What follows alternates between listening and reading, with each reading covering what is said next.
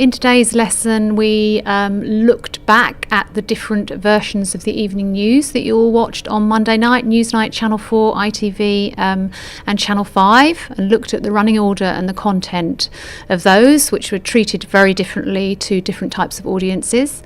We then viewed our Brexit VTs, which were absolutely excellent and are up on Dropbox for you to watch, and had some feedback on those. Main points that come out of that were making sure that you focused on your story, on the angle of your story, watched the accuracy of your language, and also making sure that your pieces are balanced. And then we did exercises about writing to pictures. So up on Moodle, you will find 3 different versions of the avalanche story in Italy with very, very different voiceovers. So we had the one from the Euronews, which motored through, and then the stories were treated a bit more sensitively by ITV and the BBC. So have a look on those. They're all on the Moodle site for this week.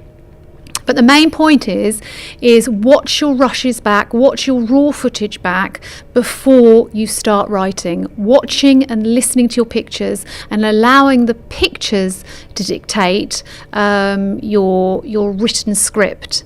And then finally, homework. Let me just get to that.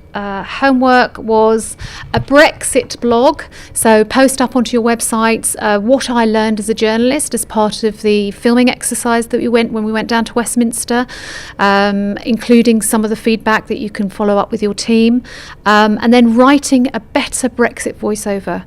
Yeah, so just write 2 or 3 sentences that you can then record and you can edit in Friday's session with your pictures, which should be on the rushes, which should be on the shared server. And then also we looked at doing a snow voiceover for the avalanche story. And then finally, I asked you to find and have a think about somebody that you might like to interview. You don't have to come in with or book that interview, but just have a think about somebody who you might like to interview. As an example, last year one of the students interviewed another student who had a roaring trade in second-hand clothes and was paying off his student loans by selling second-hand clothes. Yeah, so anyway, check out everything on Moodle and in the handouts as well.